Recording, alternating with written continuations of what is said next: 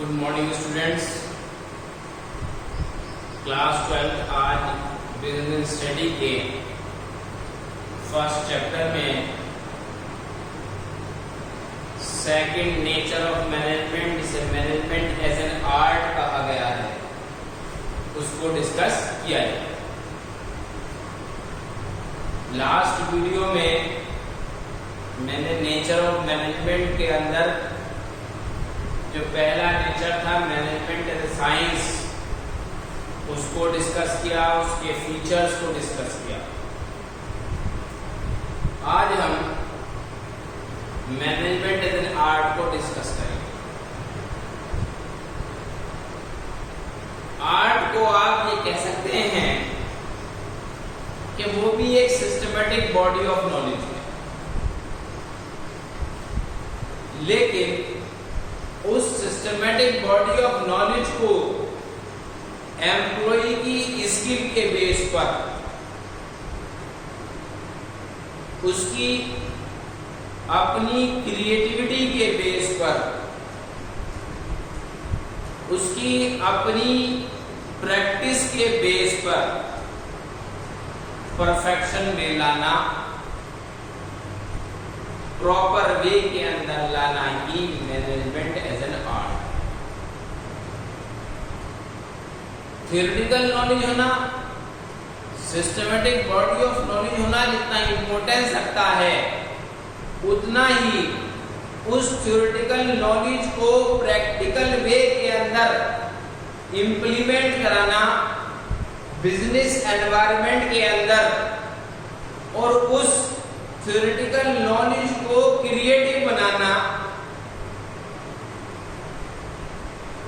उसके अंदर परफेक्शन को प्रेजेंट रखना, उसके अंदर एक क्रिएटिविटी को डेवलप करना, ये है सबसे बड़ा आर्ट जिसे मैनेजमेंट एज एन आर्ट कहा गया है। और इसी चीज को डेवलप करने का काम कौन करता है? मैनेजमेंट करता है। इसलिए मैनेजमेंट एज एन आर्ट।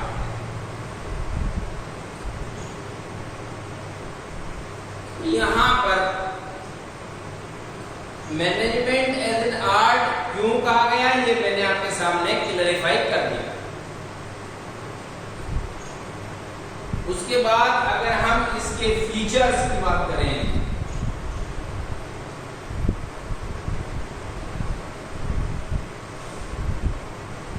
पहला फीचर जो मैनेजमेंट एज ए साइंस में था, वो मैनेजमेंट एज एन आर्ट में भी है, systematic body of knowledge.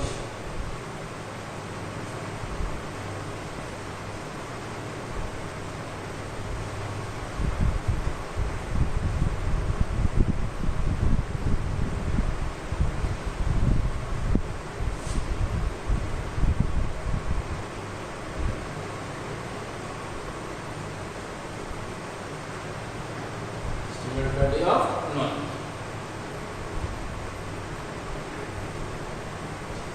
Management as science के अंदर इंफॉर्मेशन मिलती है, थ्योरेटिकल इंफॉर्मेशंस गैदर की जाती हैं, उस नॉलेज को एक्सपेरिमेंट के बेस पर एनालाइज किया जाता है, उनके फैक्ट्स और फिगर्स कैलकुलेट किए जाते हैं। वहां पर थ्योरेटिकल नॉलेज की इंपॉर्टेंस अलग है। मैनेजमेंट एज एन आर्ट के अंदर थ्योरेटिकल नॉलेज होना, सिस्टमेटिक तरीके से, इसकी इंपॉर्टेंस अलग है। यहां पर इसकी इंपॉर्टेंस को मैंने बताया कि जो थ्योरेटिकल नॉलेज एम्प्लॉय को दी जाती है, वही थ्योरेटिकल नॉलेज बिजनेस एनवायरनमेंट के लिए एक बून बन सकती है, एक वरदान बन सकती है। कब? जब एक एम्प्लॉय अपनी कैपेबिलिटी से, अपनी कैपेसिटी से, अपनी क्रिएटिविटी से उसको बिल्कुल परफेक्शन में लेकर आता है, तब वो मैनेजमेंट एज एन आर्ट बन जाती है। क्या बन जाती है? Management as an art.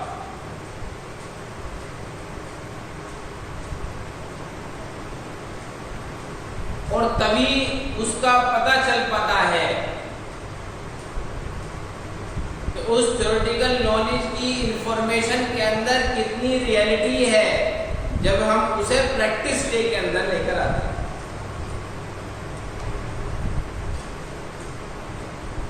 अब यहां पर दूसरा फीचर हम डिस्कस करेंगे,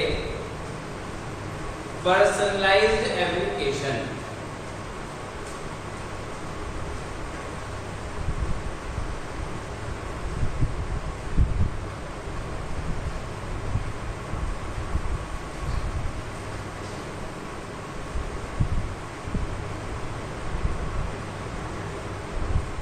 अब बात करते हैं ये क्या फीचर है।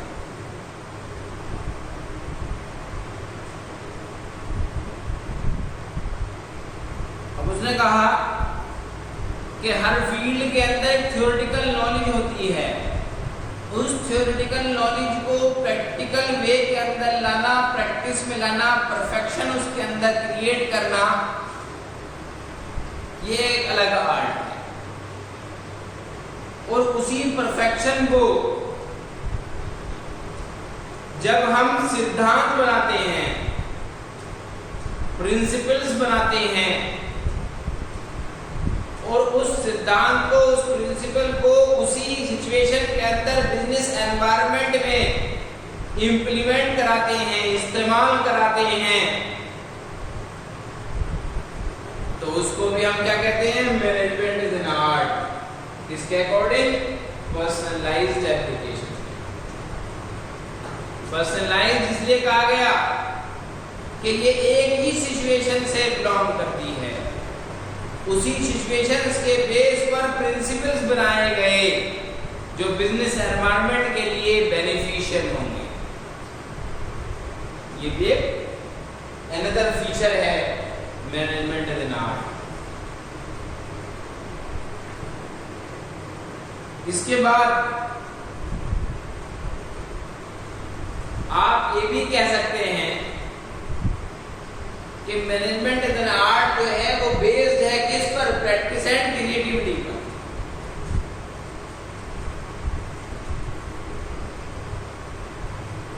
Based on practice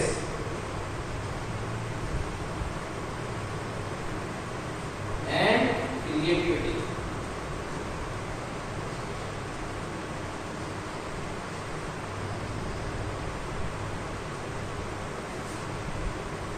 management as an art जो कहा गया है वो क्रिएट के नाम के लिए कहा गया है। वो उन थ्योरेटिकल नॉलेज को प्रैक्टिकल वे के अंदर लाने के लिए परफेक्शन के साथ, इसलिए आर्ट कहा गया।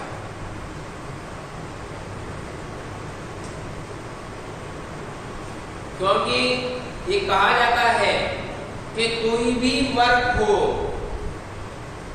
किसी भी फील्ड का हो, किसी भी एनवायरनमेंट के अंदर किया जा रहा हो, उसके लिए उस काम की प्रैक्टिस करना मस्ट है। इसीलिए एक इडियम बनाया गया था, practice makes a man perfect. तो यहां पर भी वही इडियम इंप्लीमेंट किया जाता है कि जब एक एम्प्लॉय अपनी पर्सनल स्किल के साथ अपनी क्रिएटिविटी को लगाकर परफेक्ट तरीके से किसी काम को करता है, तो वो वर्क, उसका वो परफेक्शन क्या बन जाता है? प्रिंसिपल बन जाता है, सिद्धांत बन जाता है। और वही सिद्धांत फिर बिजनेस ऑर्गेनाइजेशंस के अंदर, उसकी सिचुएशंस के अंदर यूज किया जाता है, जिसको हम फीचर कह देते हैं। इसलिए मैनेजमेंट एज एन आर्ट जो है वो बेस्ड है किस पर? प्रैक्टिसेस पर और क्रिएटिविटी। मैंने आपके सामने आज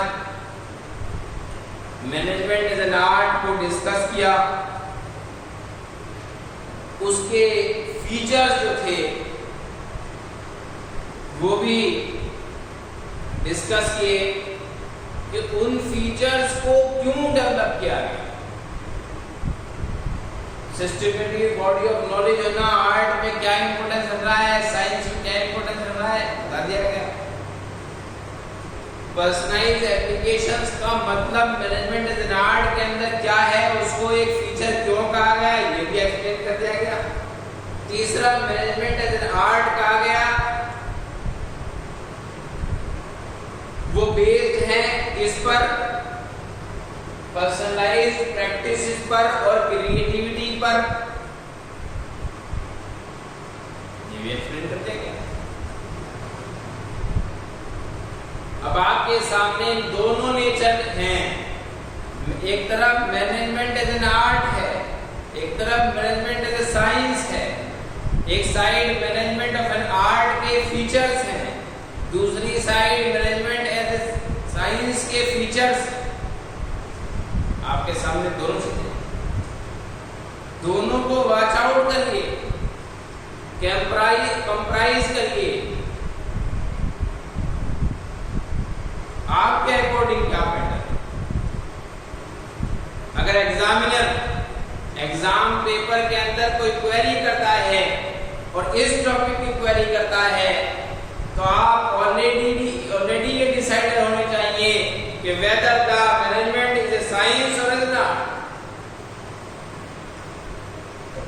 आपके माइंड में कोई भी कंफ्यूजन की सिचुएशन क्रिएट नहीं हो।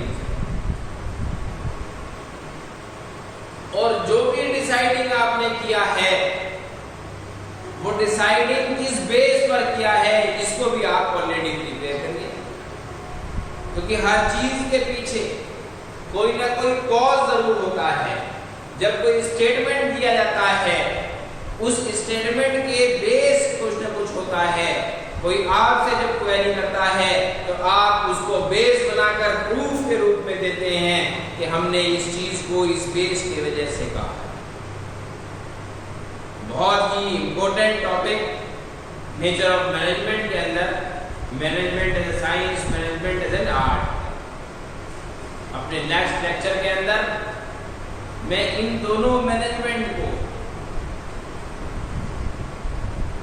जो हमने ऑलरेडी डिस्कस कर लिए हैं, इसको कंप्राइज करें। इन दोनों मैनेजमेंट के होने की, as a science as an art होने की तुलना करेंगे। आप मेरी इस वीडियो को बहुत कंसंट्रेशन से वॉच करिए। आपको अपना आप डिसाइड हो जाएगा कि आप मैनेजमेंट एज ए साइंस की तरफ जाते